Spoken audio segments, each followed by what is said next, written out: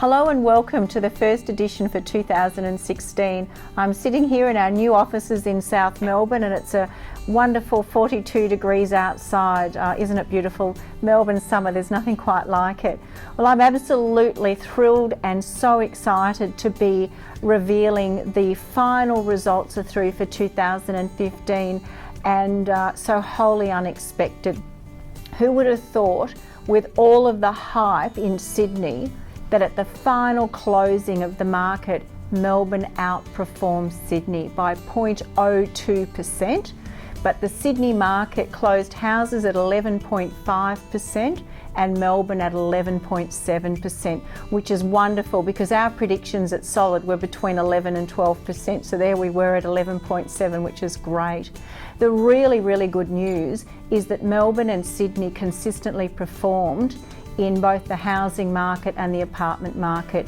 Here's the thing, Sydney was almost double the apartment performance than Melbourne was. Melbourne closed at 6.9%, which is exactly what it closed at last year. I think we closed at 6.8% last year for the donut for apartment growth, and this year it was 6.9%.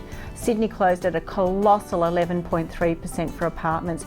And as you know, for years I've been saying if you go to Sydney and drive from Sydney CBD to the airport, it's apartments after apartments after apartments the whole way. If you go past the airport and go out to Dolls Point, it's 3 kilometres of uninterrupted apartments. So Sydney have well understood apartment living for a long time, and it really gets down to the available amount of land between the harbour, the ocean, and of course the rivers that they have there for the amenity, the proximity. So getting back to the Australian market, Melbourne closed in at 11.7, Sydney at 11.5, Brisbane and the Gold Coast performed almost identically. The Gold Coast at 4.8% and Brisbane at 4.5%. The Darwin market unfortunately closed under, so too did the Perth market and the Adelaide market. All of them with negative growth, anywhere between -4 to -1% around the country. Hobart closing under as well. But here's the thing, if you actually look at the Hobart market, it had quite substantial growth 2 years ago. I see that more as a levelling off, a cooling off perhaps. The Perth market is very up and down, very climatic, very dependent on the mining boom, so that would be no surprise whatsoever. Darwin coming in at minus growth is no surprise because do you remember 2-3 years ago we were experiencing 15% growth in Darwin, once again a levelling off, and that was due to a huge demand.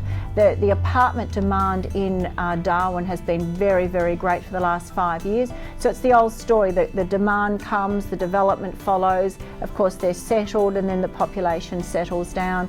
Speaking about population settling down, the official numbers are through now, 1,800 people every week coming to Melbourne. 220 are from Sydney, but the intake in Melbourne is great. And people say to me, what about the glut of apartments? Well, if you look at 1,800 people every week coming through and you divide that by 2, let's say there's 2 people per unit, which I think there's 2.2 is the average for Australian for a household. That's 900 residences every week we need to house people. So I always say to everyone, don't, by all means, read the media, but then do the numbers yourself and satisfy yourself where it really lands. Really great news on rental returns. Last year, Real Estate Institute of Victoria reported that the rental returns for all of Victoria were 3%. They're 4% in Melbourne in the donut.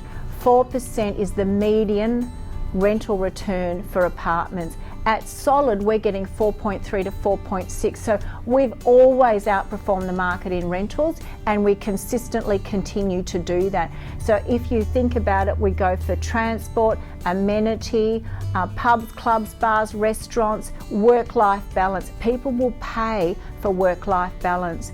We're about to produce our growth figures internally for our client base for the last 2 to 3 years, and the great news is everyone's experienced some form of growth. So, and that's really what we're in it for.